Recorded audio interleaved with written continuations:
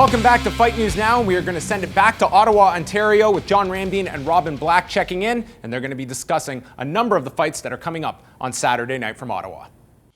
What's going on, everybody? John Ramdien and Robin Black here in Ottawa, Ontario. Of course, Saturday night, it all goes down. The UFC Fight Night, the main event, Rory McDonald and Stephen Wonderboy Thompson.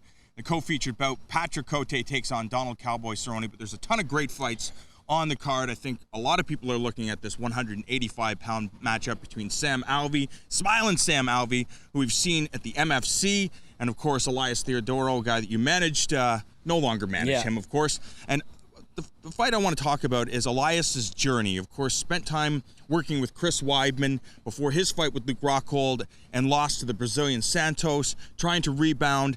Spent time working at the famed TriStar Gym in Montreal. What do you expect new from Elias? Yeah, Elias is a fascinating guy. He's a good friend. I used to work with him, and we're still close to the guy. He's a good friend of Fight Network. We show him a lot.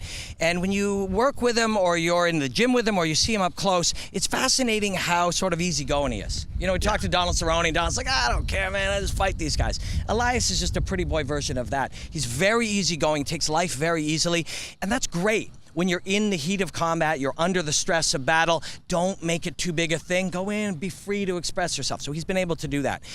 But he's got to the element now, as you raise the rankings, where at some point you're facing tougher and tougher guys, and now you need to get serious. Does he know how to do that? And does it take away from his free-spiritedness? So there's a lot at play here for this guy. He won the Ultimate Fighter in Canada. You know, he's doing really, really well here. This is a fight he needs to do well in. And Sam Alvey, man, he is he's a scrapper. He's hard to figure out, and he's a tough fight. Because you and I were talking to Donald Cerrone, and he says, of course, there are many athletes that are in mixed martial arts, but he feels that it's the fighters that will kind of rise to the top because they have something that the athletes just don't have. And Sam Alvey is certainly a fighter. He's a fighter at heart, nearly unbreakable. But you look at Elias, of course, before that last fight, undefeated. How important was it that he gets that loss under his belt? Yeah, it was good for him. It really was, as bad as that is to say. And he got 15 minutes in there, and he took a lot of abuse. So when he goes in now to a fight, he took a lot of abuse from a finisher, a very serious guy, beat him up, scarred his pretty face, went through that, and realizes, oh yeah, right, I can take this. So that allows him to kind of go into a second and a third round a little differently. Sam Alvey's a tough guy, man, and you're right. Donald was saying that, but of course, Donald's the prototype, right? Like Donald Cerrone literally is wearing a cowboy hat when he's telling you that.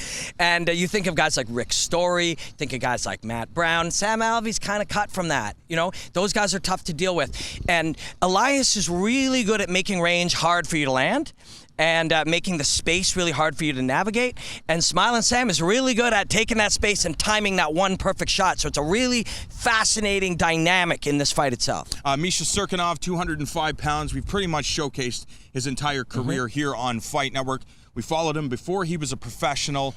He has a big assignment in Cutelaba, who very similar to him. You look at Misha, has a jiu-jitsu, judo background, Cutelaba, combat sambo background, so you could see how stylistically they do match up well. Yeah, this one's fun too. We sat at our desks and watched a whole bunch of Cutelaba's combat sambo career. First of all, it's fighting, right? So when you look at it, yeah, they're wearing a gi, and you know, it's in a matted area, just like a jiu-jitsu tournament in Canada, the United States. Guys are gonna go in, except they're punching and kicking each other in the face with tiny gloves, kneeing each other. It's brutal, and he's had dozens and dozens and close to hundreds of these. So in combat, in that area, that chaos of combat, Cutelaba, yeah, sure, there's a cage now, and it's in Canada somewhere, and there's a whole bunch of people, but combat itself, he's very comfortable with. And so is Misha. Misha told us that he sees very, very clearly that this guy revs his engine up super high in those first 2 minutes, comes out blazing. And Misha recognized that, and he wants to come out relaxed, make him miss, circle around, get him a little tired, take a little of the fight after him, and then break his jaw. When you look at Misha Cirkunov's career, for the most part, all first-round stoppages. However, he has gone the distance twice in his career, and I spoke to him, and he says it's a valuable asset that he has tucked in his back pocket because his opponent has never been there. He's never been the distance, and he feels it's an area he can take advantage of. And I really did like when we were speaking to Misha. It's one thing to say, yeah, I'm going to take it easy, I'm going to start slow, whatever. That's smart, makes sense. But managing and assessing your own engine is really a skill development thing.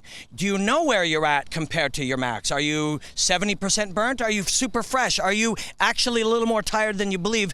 And if you don't know the answer to that, you might hold back through a whole fight. That doesn't pressure the other guy. Misha talked about in the second, that's when he'll turn it up a little bit. He'll be able to recognize when he's at a point to now start like it's a fast start and manage his way through the fight. That's a very, very smart and wise thing that he's sort of pictured there. And if it plays out that way, he'll be able to finish this guy in the second or third. Joanne Calderwood, Valerie Letourneau in the main card, 125-pound action. Do you believe that there is going to be a future at 125 pounds for a lot of girls in mixed martial arts? Yeah, the women's divisions are becoming more and more popular, and the fighting itself, the combat itself is getting better and better all the time, and the people like personalities, and the women have a lot of personality as well. So you know that as a business and as a sport, it's happening, and there's a lot of these women at 115 that are killing themselves. Val Letourneau, you're careful when you say this. I was about to say she's a big girl. Val Letourneau is not a big girl. Val Letourneau is an incredibly fit woman. But for that small of a size, she's got a very solid athletic frame. So 115 was killing her. 125 will be perfect. And there's plenty like her. And then there's women up fighting at 135 pounds that weigh 135 pounds. They'll have nothing to cut to 125. And I think the audience wants to see more women fighting. And I think we're going to see more. And I think we'll see this division take root. And remember, all the action goes down on Saturday night. Keep it locked to FN at 8:30 p.m. for the prelims. And then tune over to TSN for the main card, which includes that welterweight main event between Rory MacDonald and Stephen Wonderboy Thompson.